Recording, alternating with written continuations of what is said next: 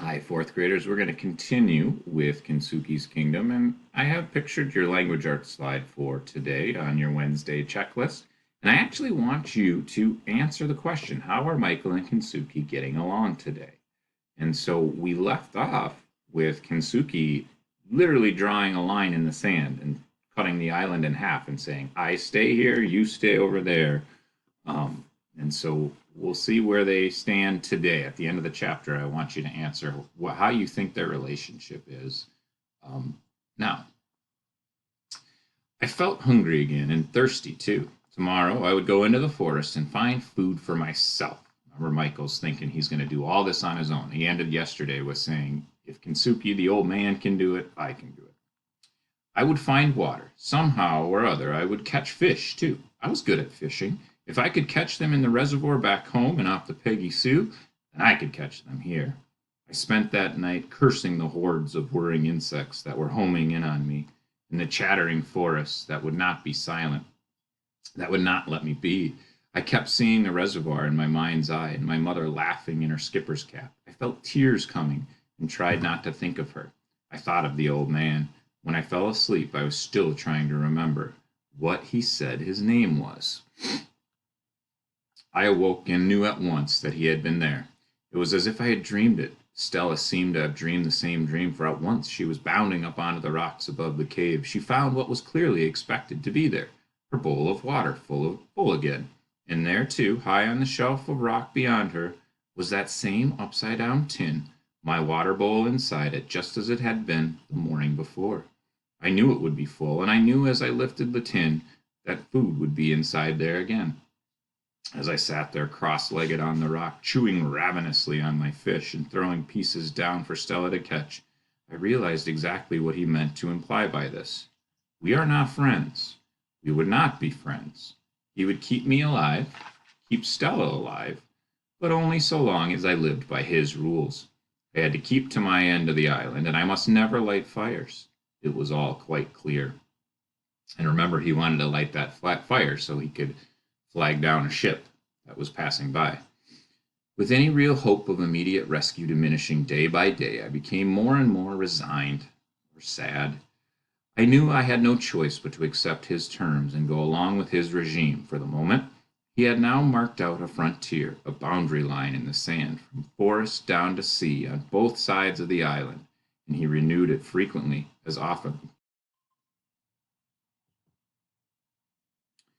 He had now marked out a frontier, a boundary line in the sand, from the forest down to the sea on both sides of the island, and he renewed it frequently, as often as it needed to be. Stella stayed over it, of course. Strayed over it, of course. I couldn't prevent her, but I did not. I couldn't prevent her, but I did not stray. It wasn't worth it. In spite of the animosity I had seen in his eyes and that huge knife in his belt, I didn't really think he would ever hurt me. But I was frightened by him, and because of that, and because I had too much to lose, I did not want to confront him. After all, he was providing us every day with all the food and water we needed. I was beginning to find some edible fruit for myself, in particular a prickly shelled fruit, rambutan, I later discovered. It was delicious, but I could never find enough, and besides, Stella wouldn't eat it. I found the occasional coconut still intact, but often both the milk and the flesh were foul. Once or twice I even tried climbing for them, but they were always too high, and I soon gave up. I tried fishing in the shallows, fashioning a crude spear, a long stick that I had sharpened on a rock, but I was always too slow in my strike. There were plenty of fish, but they were too small and too fast.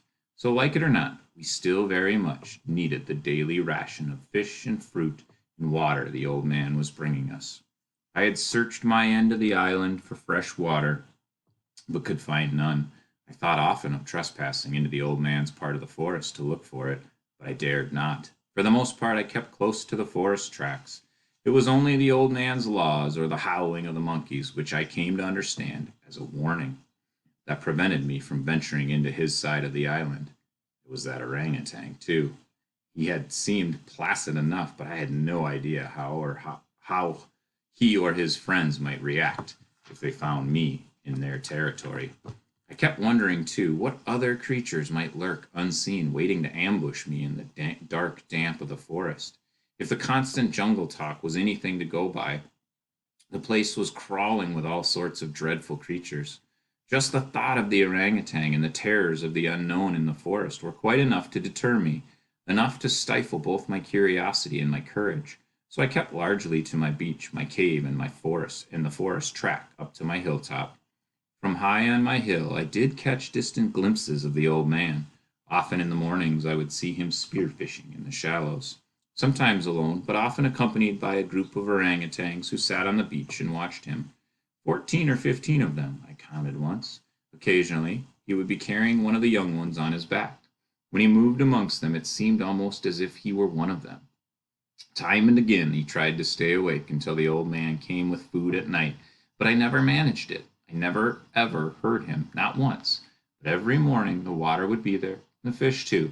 It often tasted smoky these days, which I liked better. The fruit would not always be the same. Much of it was strangely scented, and not all to my liking. I ate it anyways. Besides bananas and coconut and berries, he would leave me breadfruit or jackfruit. At that time, of course, I had no idea what they were. I ate everything, but not so greedily now. I would try to save some of the fruit for an evening meal, but I could never bring myself to save the red bananas. They were just too delicious not to eat all at once. My recurring nightmare was the mosquitoes at night. From dusk onward, they searched me out, buzzed in on me, and ate me alive. And we can definitely make a connection to that here in Minnesota. There was no hiding place. My nights were one long torture. And in the morning, I would scratch myself raw in places. Some of those bites, particularly on my legs, had now swelled up and become spurting red sores. I found relief from them only by dunking myself often in the cool sea. I tried sleeping in another cave, deeper and darker, but it smelled dreadful. Once I had discovered it was full of bats, I left at once. Wherever I slept, the mosquitoes found me soon enough. I got so that I dreaded the coming of every night. I cried out loud in the misery as I swiped and flailed at them. I longed for mornings in the cool sea and the cool wind at my hilltop. Here I would spend the greater part of my day, sitting on the very summit looking out to sea and hoping sometimes, even praying, too, for the sight of a ship. I would close my eyes tight shut and pray for as long as I could, and then open them again. Every time I did, I really believed there was a chance my prayers would be answered. But this time, I would open my eyes and see the Peggy Sue sailing back to rescue me. But always the great wide open ocean was empty, the line of the horizon quite uninterrupted. I was always disappointed, of course, often dejected, but not yet completely despondent. Not in those early weeks. I had severe problems, too, with sunburn. I had learned rather late that I should keep all my clothes on all the time, and I made myself a hat to keep the sun off my face and my neck. It was very broad and Chinese looking, made of palm leaves, the edges folded into one another. I was quite pleased with my handiwork. Sunburn, I discovered, was a discomfort I could help to prevent, and that seawater could soothe. At noon I would go down the hill into shelter in my cave from the burning heat to the afternoon sun, and then afterward I would go swimming. This was the moment Stella longed for each day. I spent long hours throwing a stick for her. She loved it, and I, to be truthful, did too. It was the highlight of our day. We'd only stop when the darkness came. It always came surprisingly quick, too, and drove us back once more to our cave, back to my nightly battle with those blood-sucking tormentors. One day, yet after another fruitless morning of watching on the hill, Stella and I were coming out of the forest when I spotted something lying on the sand just outside our cave. At a distance, it looked like a piece of driftwood. Stella got there before me and was sniffing it excitedly. I could see it now for what it was. It was not driftwood at all, but a roll of rushed matting. I unrolled it, and inside and neatly folded was a sheet, a white sheet. He knew. The old man knew my miseries, my discomforts, my every need. He had been watching me all the time, and closely, too. He must have seen me scratching myself, seen the red welts on my legs and on my arms, and sitting in ebb in the sea every morning to soothe away my sores. Surely this must mean that he had forgotten me now, and he had forgiven me now for lighting the fire. I carried the matting inside the cave, unrolled it, wound myself in the sheet, and just lay there, giggling with joy. I could pull the sheet right up over my face. Tonight, there would be no way for those cursed mosquitoes. Tonight, they would go hungry. I went racing along the beach to the boundary line where I stopped, cupped my hands to my mouth, and shouted, thank you for my bed, thank you, thank you. I didn't really expect an answer, and none came. I hoped he might come home himself, but he didn't. So I wrote, I hoped he might come himself, but he didn't. So I wrote my thanks in the sand, right by the boundary line, and signed it. I wanted so much to see him again, to talk to him, to hear a human voice.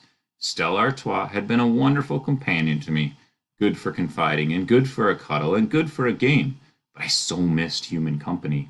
My mother, my father, lost to me now, perhaps forever. I longed to see the old man, to speak to him, even if it was a bit mad, even if he was a bit mad, even if I couldn't understand much of what he was saying. That night I was determined to stay awake for him, but awake for him, but comfortable on my new matting bed, protected and swaddled in my sheet. I went to sleep quickly and never woke once.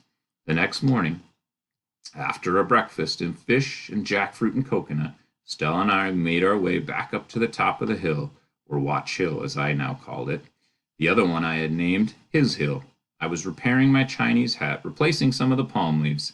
It never seemed to hold together for very long when I looked and I saw a ship on the horizon. There was no mistake. It was the long, bulky profile of a super tanker, just a big ship. And that's where it ends. Okay, so think about what he's going to do. It ends with him seeing the large ship when he's on his watch hill.